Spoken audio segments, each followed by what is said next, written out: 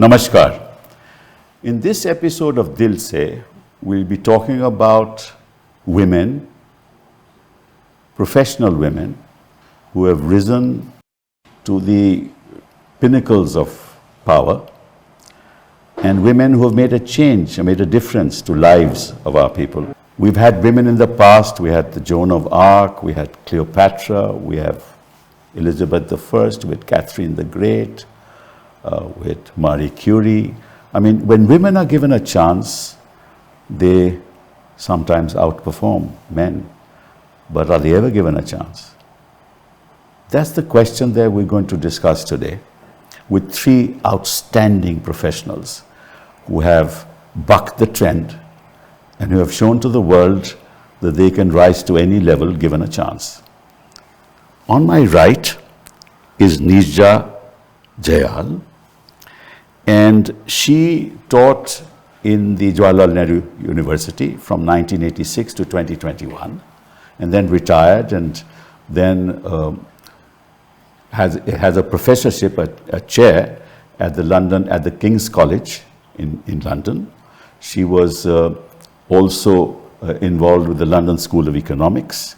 She has several books to her credit, and there is one particular book which I want to mention, which is Citizenship and Its Discontents, and it's a Harvard University publication, 2013. She has also written several articles and is deeply involved in contemporary affairs, especially in the context of women. We have Neerja Chowdhury, who has recently written a phenomenal book, a book which is now actually made the headlines. It has been the #1 bestseller for almost 9 weeks. Yes. It is called How Prime Ministers Decide, published in 2023. And she's been in journalism for almost 40 years. In 1981, she got an award from the Chameli Devi Jain Award for Outstanding Media Persons. In 2009, you got the Prem Bhatia Award, and you're a columnist. You were a political editor of the Indian Express for about 10 years, and you are now a contributing editor to the Indian Express. What more can I say? On my left is Malavika Rajkotia, again a woman, and I know the profession of law. I know how difficult it is for women to rise in the profession of law. You're a single mother, taking care of 2 kids who are now studying abroad. You have written a book called Intimacy Undone. She specializes in marriage, divorce, and family law. And she joined the bar in 1985, made a name for herself, and she is a known figure in matters relating to family and property throughout the country. So thank you very much for all of you being here. Well, let me start with you, Neerja. What is it that makes it so difficult for women to rise? I guess one could say that it's the same across all professions. Entry barriers exist. It's hard. I mean, the simple answer would be we live in a patriarchal society. So it is that much harder for women to acquire an education than to find opportunities in the professions of their choice. I think it becomes easier for women if they come from backgrounds where education is valued, backgrounds of relative privilege, backgrounds where they can acquire cultural capital and social capital. I think all of us perhaps belong to a class which reflects that privilege and which reflects the fact that we have cultural capital, which is why we have been able to progress in ways that many other women who may be equally gifted and equally talented have not. But there are entry-level barriers, yes. But even when you come from that cultural background, don't you have to outperform men to be where you are? Absolutely you do. Yes. Women have to strive much harder to get to the same place as men do. And that's partly the way professions are structured. They are male clubs at the end of the day. They are old boys clubs. Yes. So women find it quite difficult. Let me just talk about the academy. In academia, women find they have to prove themselves they have to work much harder at proving themselves than men do. The recognition that they that they deserve and should get often does not come to them because the peer group is male dominated. Correct. When it comes to, for instance, publications, research, citations, referencing, male scholars tend to cite other male scholars rather than female scholars. Correct. And this is despite the fact that, a recent study showed that, which was of 5 countries, it showed that scientific papers by women professors or women scholars were read much more by students as well as by early career researchers than papers by men. Okay. So women do often work harder and they do often outperform men. Correct. But getting ahead in the profession is sometimes difficult. Promotion is typically slower for women Correct. than it is for men. But if you look at school education, for example, majority of teachers at the school level are women, right? Exactly. There the entry level is much easier. Apart from which, even at the level of assistant professor, you will find more women. As you go up the ladder, then it it's a problem. thins out. That's women right. are fewer and fewer. But it's the same with women students. That's As you go up the ladder, at the PhD level, there are the proportion between men and women changes quite substantially. So they may be reasonably well balanced at the postgraduate level, but at research levels, again, women are. But there are lots of reasons for that. The same pattern must be there in your profession as well, Neerja. Absolutely. Any profession that's competitive and demanding, very important point that as you go up the ladder, it's going to get harder. Because women have to do multitasking. I believe women are much better at multitasking, Kapil, than are men. I agree. And we manage to stay on the tightrope walk somehow. And, we have to stay on the tightrope walk and do everything. Of course, sometimes what is a casualty as a result, sometimes is excellence. I often feel that. Because you're dealing with so many things. If you're concentrating on one, you might do even better than you are doing. But there are the constraints which are structural. Women getting into a profession like the media, will maternity leave, creches for children, young babies. You can't keep late hours if your child is going to school. You can't keep late you hours. Have to get up you early. Get transport. Yes. Though many organizations now are providing Parent-teacher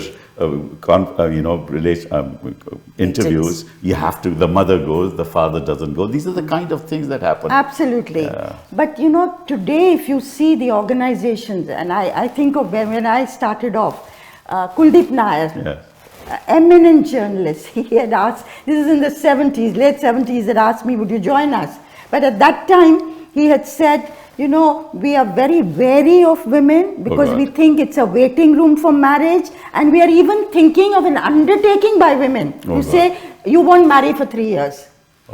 Same organization, 5 years later, said to me, we want women because we feel they're more conscientious, they're more hardworking. There was a sea change.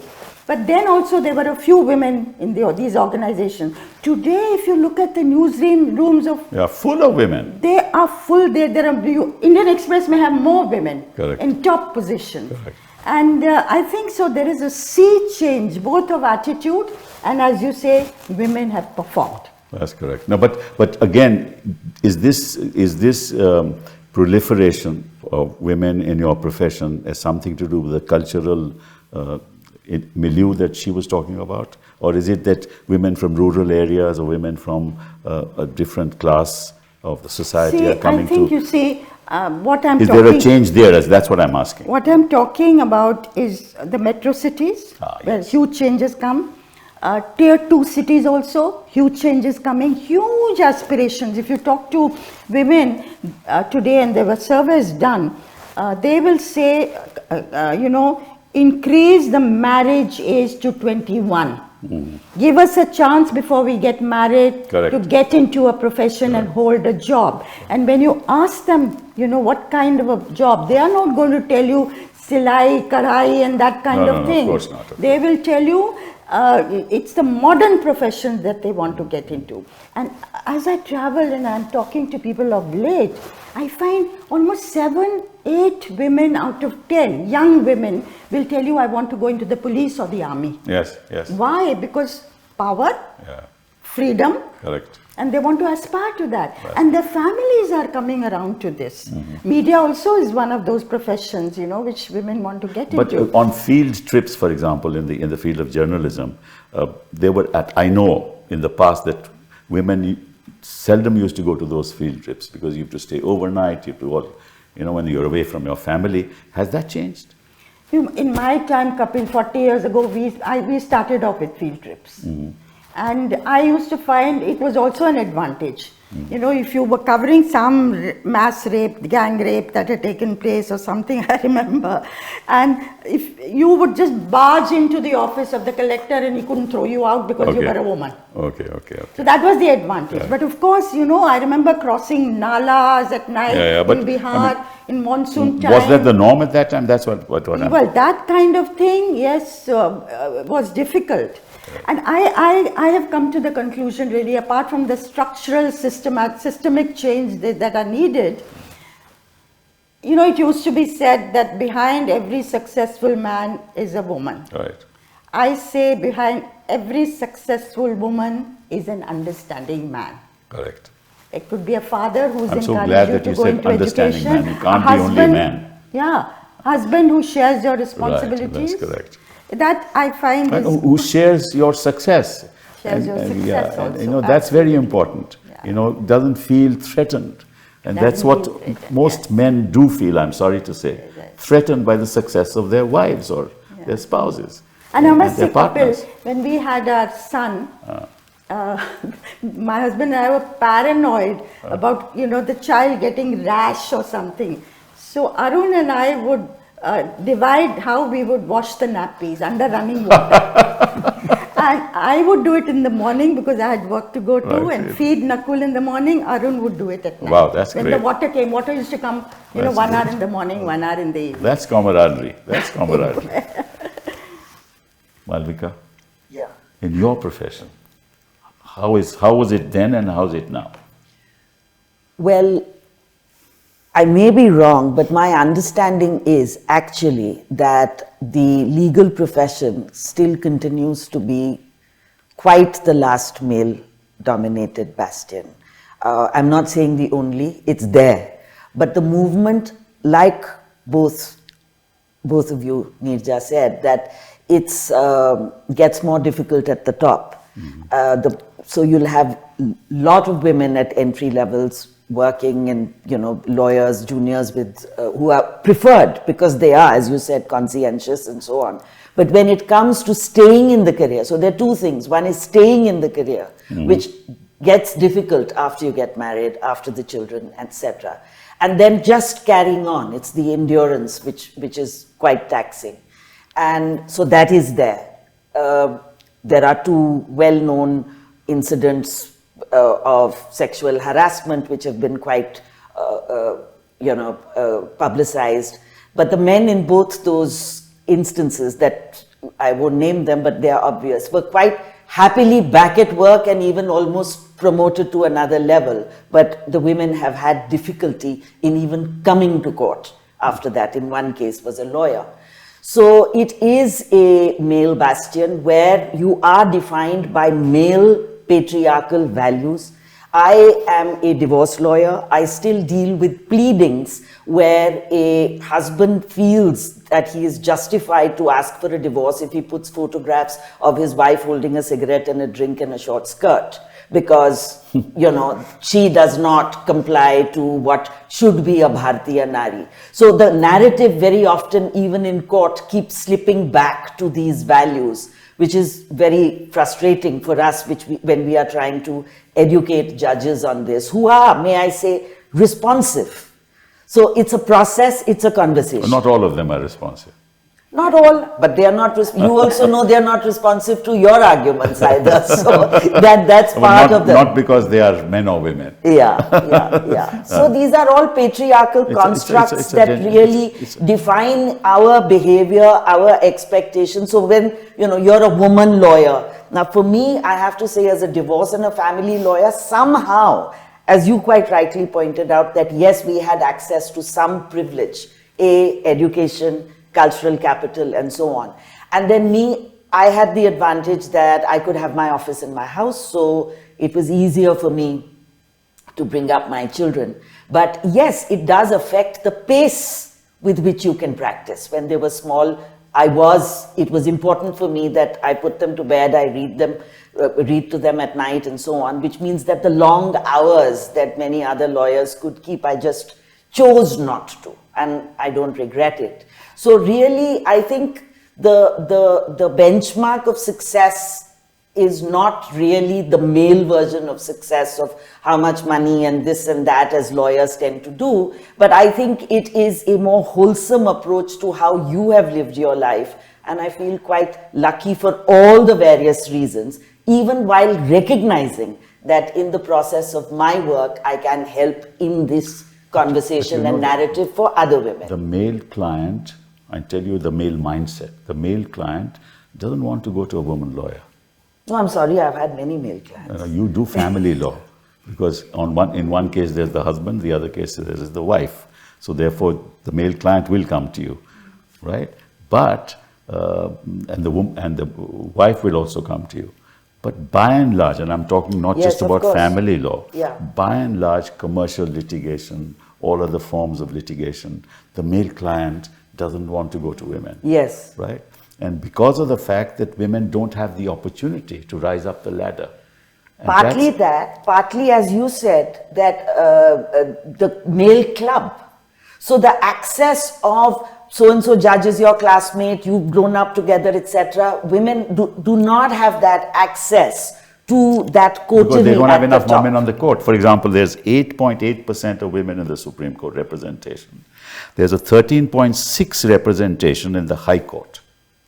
And there's a 36.3% representation in the lower judiciary. So the data speaks for itself. Yes. That unless you give them opportunities at the, and it's the lack of opportunity that has led to this, and the heart of it, and we'll come to that later, is education. But you talked about sexual abuse, right? Is that a problem in your profession? Sexual harassment or abuse or whatever? Very much so. Very much so. Very much so. Of course, I mean, there has been an institutional response post-Vishaka, but for instance, in the JNU, we had a committee called the Gender Sensitization Committee Against Sexual Harassment. It was called GS Cash.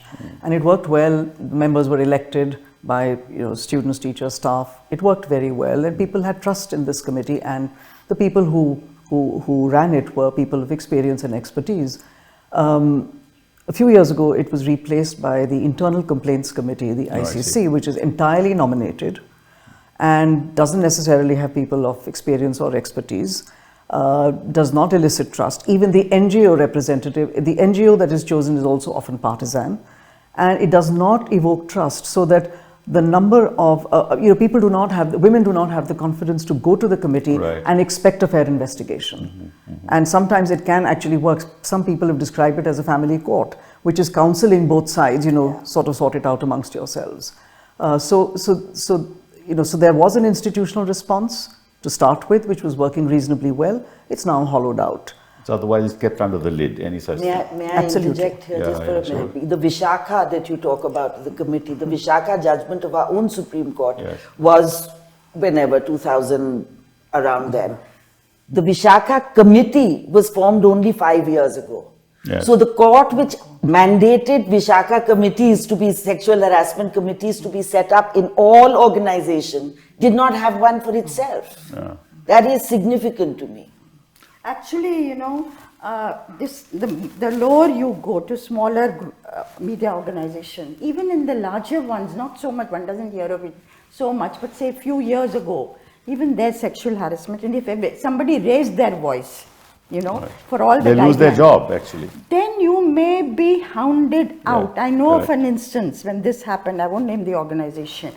And normally what happened, if you lost job in one organization and you were a good journalist, you'll be picked up by somebody else.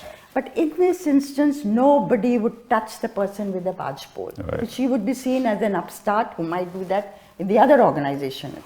So it requires, as you say, the guidelines, the committee to go into it and be fair, but also support of the community, the media community to stand by this woman. Correct.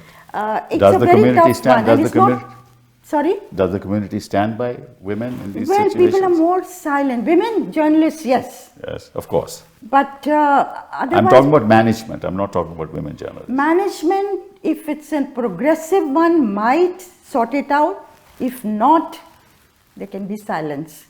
And lot of women will put up with a lot, before they actually go in for a complaint. But then now I find things are, very different also. Women are that much more aware, and even sexist language they react to Right. than was the case when I first entered the profession.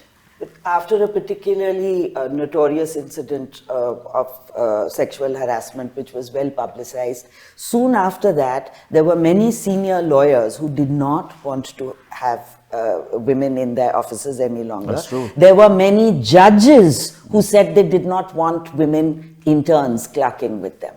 So that was a deep problem. But yes, even amongst us in the Delhi High Court, for example, we've gathered just a informal sort of a group which is collected on WhatsApp over the years since COVID, and it's now has a strength of 500. So it's just a network of support and conversation, which I think has been quite enabling. This reminds me of it reminds me of something. In a couple of years ago, there was there was an initiative at JNU to counsel girls. They were being described as girls, not women. How to draw the fine line, a tangible fine line between bantering and sexual harassment. So in other words, exactly like you were saying, the onus is on the women to prevent sexual harassment. Yes. The onus is never on the men. Yes, Correct. yes. What did you do? What were you wearing? Exactly. All of that. Yeah, right. But that's also the cultural milieu in which we live today. Yeah, That's the that other she problem. is responsible for what happens to her. Yeah. He can. Then the Me Too movement. Yes. You remember what Yes. an upsurge. So many women going public. Correct. And after It's that, all complete silence, complete silence. Now, I want to give you some statistics which may interest you. Take, for example, the agricultural sector. 76% of the rural women or women are in the agricultural sector, and 11% in cities. In industry, 8%. In the rural sector, 25% in cities. Education, 3% in the rural sector, 12% in cities. Trade, retail, 3% and 12%. Business, 3% and 12%. Construction, 3% and 3%. So if you look at it, most women are employed in agriculture, right? And that's where the problem arises. They never get an opportunity to get an education. And how will that be remedied? What do we do about that? Either agriculture and of course, 76%. So it's also wage earners. What is the value of the daily wage earned compared to the male? There's there that aspect parity? as well. Is that No, that's another There is serious a issue. disparity even there. So There's a that even if they want to be agricultural, it's all right, provided they have adequate wages to even bring up their children for nutrition and so on, and the next generation can move on. But that is really the lowest paid or non-wage workers at the lowest level. That's the problem. The reason why I raised this issue is that if really a large section of the women in this country are employed in agriculture, But how much of that 76% is actually waged? Exactly, that's or not? the important Because thing. a lot of it is then working on family farms, however Yes. small they might be. correct. And As so it's unpaid unpaid. labor. Correct. It's unpaid. It's the equivalent of. It's really the equivalent of household work. That's right. Unpaid care work, unpaid household work, unpaid agricultural work. And I'd like to follow that All up. of A these. But that's why value- tea gardens, for example, all the women Yeah. are employed in tea gardens. but it would be good to know how much of that 76% is actually non-waged Exactly. labor.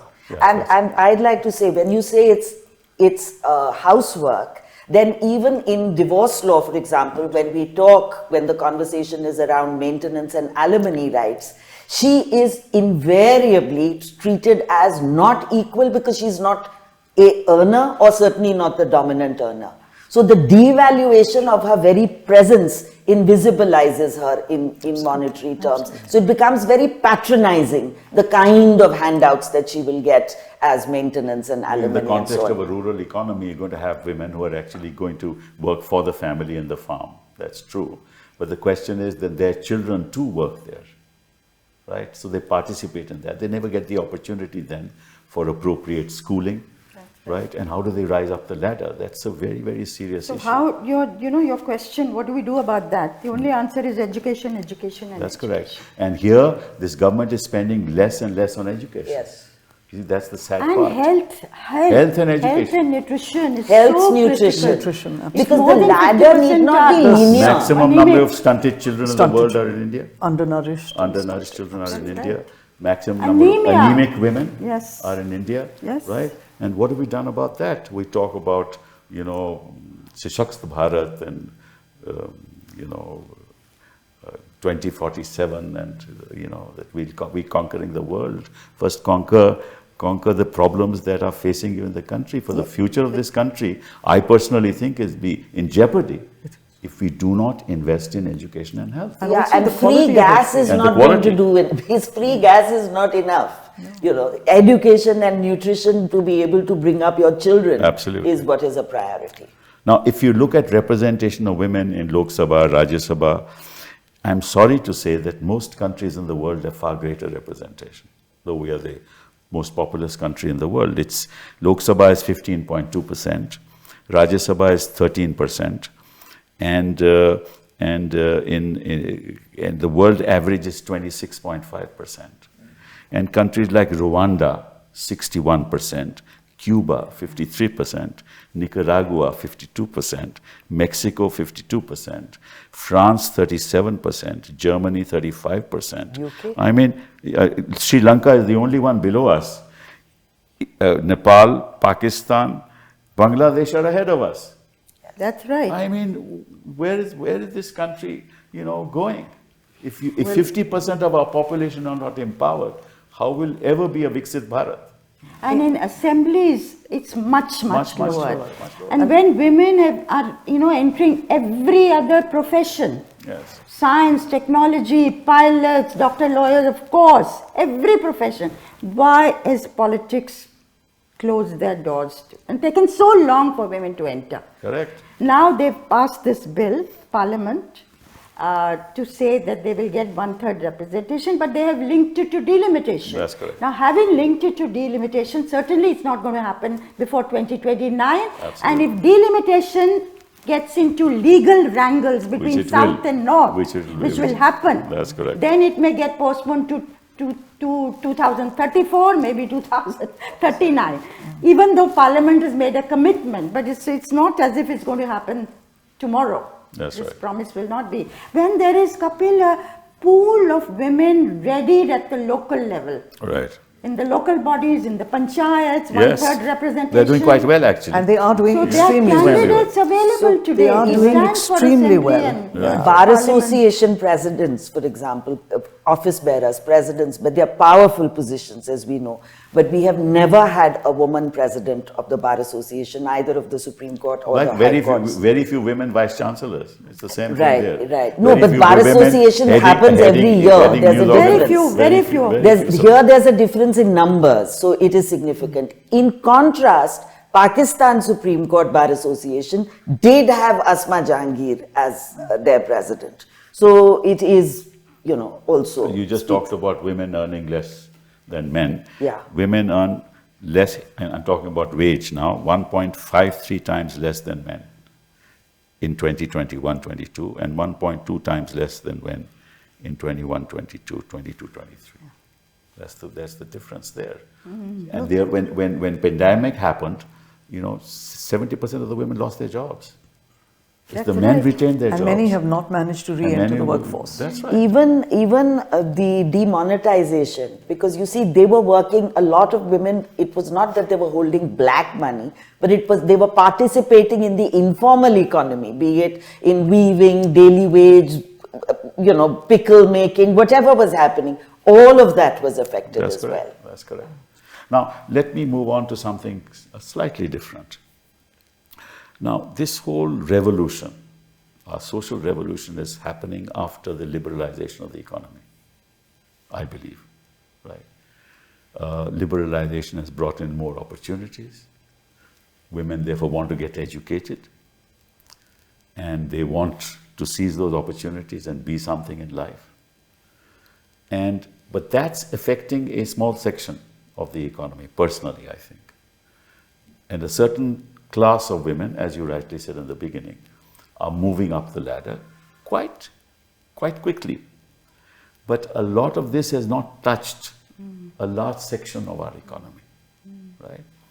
And therefore, we are creating at two levels of participation of women. At the level where they can participate, mostly in urban areas, and a level where they cannot participate. And there seems to be no solution for that. This also is creating problems in society, because in a male-dominated world, the male does not want the wife to earn.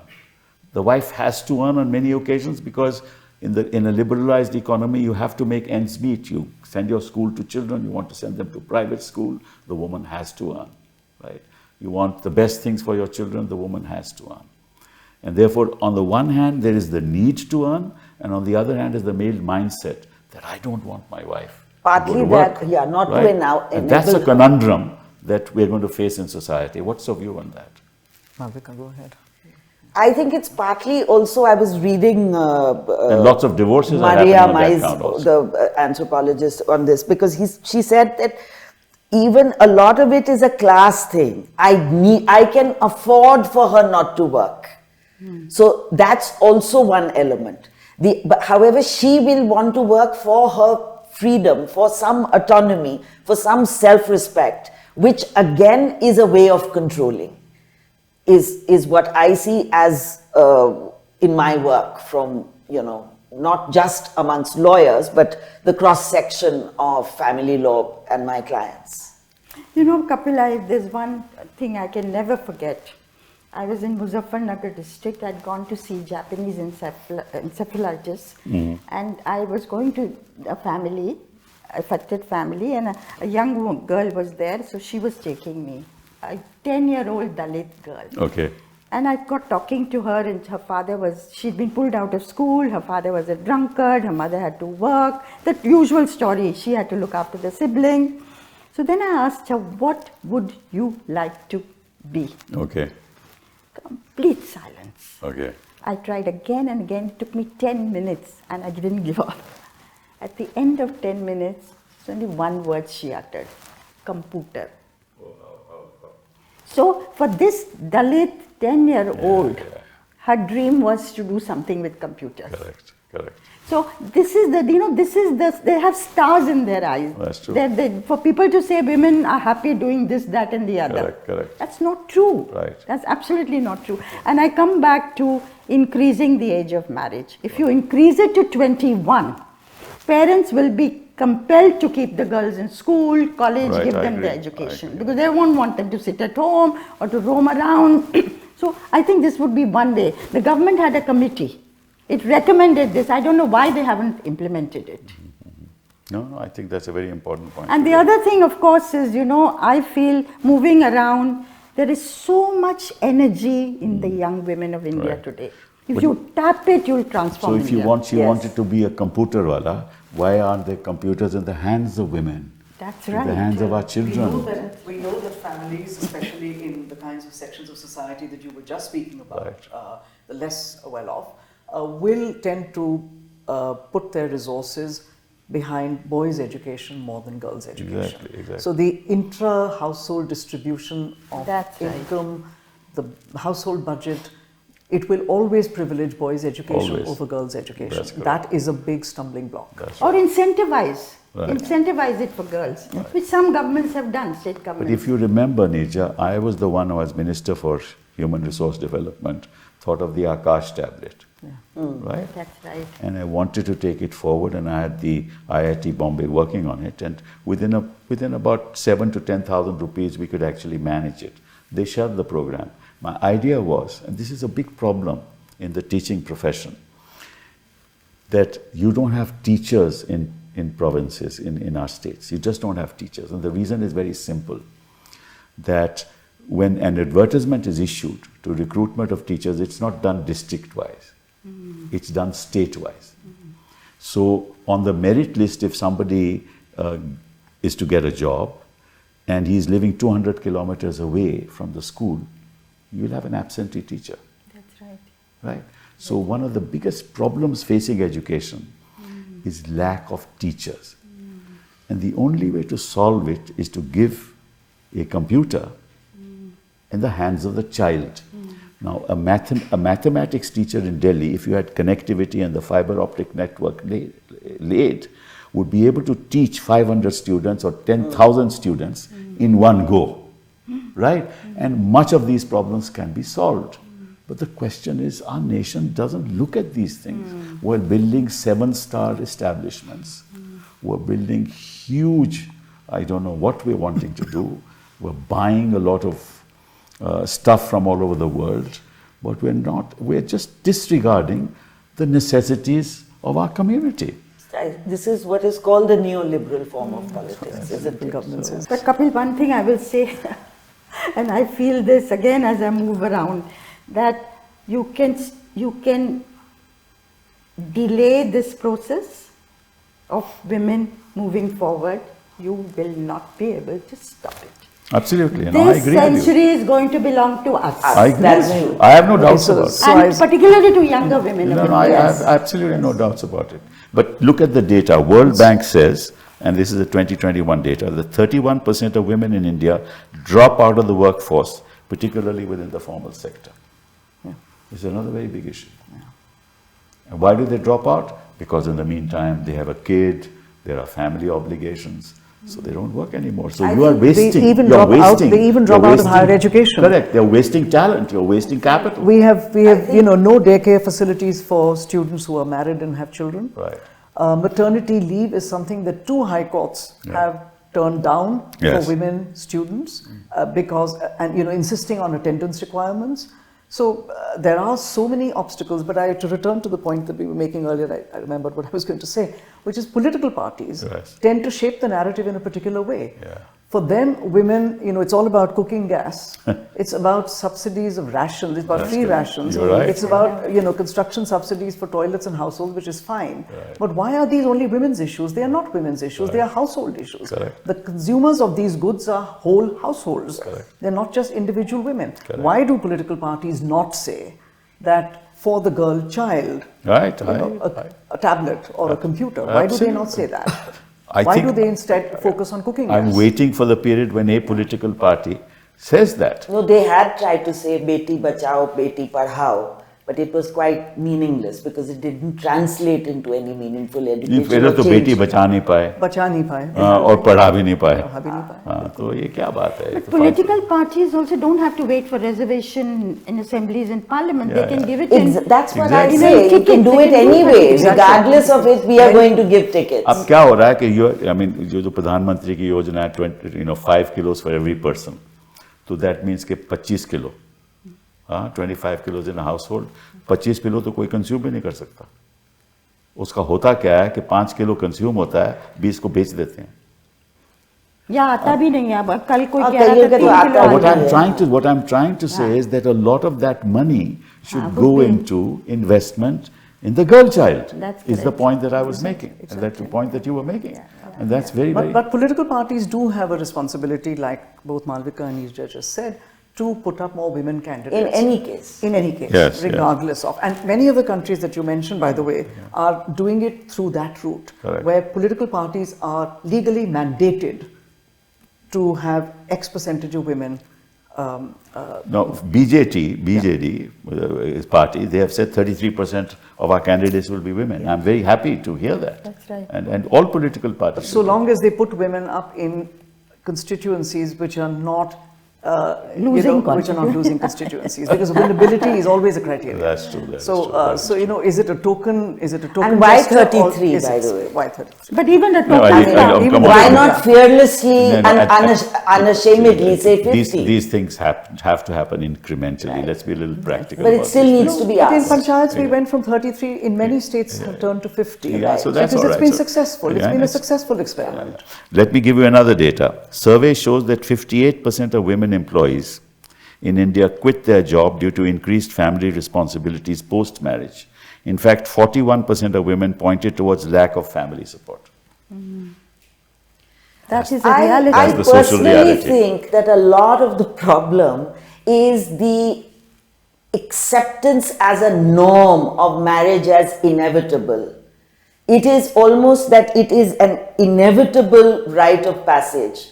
But the moment that becomes less important, things will change. Not just you know, it's considered like it's like a normative thing. Yes. And in the current sort of ideological ecosystem in which we live, it's even more patriarchal and Exactly. even more regressive. That's So right. those norms are become even more important. That's I mean, the way you see celebrations of things like Karwa Chauth and so on, you know, there's a kind of valorization right. of a certain kind of female stereotype. And it's just this Which based is- on this cliche, marriage is the core unit of fabric of society, which is not necessarily true. The other That's day- a fallacy. And if it is, then it's problematic. The other day I read something that it was on the net, that somebody went to a showroom to buy a car, and there was a lady there, woman, and she said, "Sir, what do you want to?" He said, "Let me meet your manager." She said, "But I'm the manager."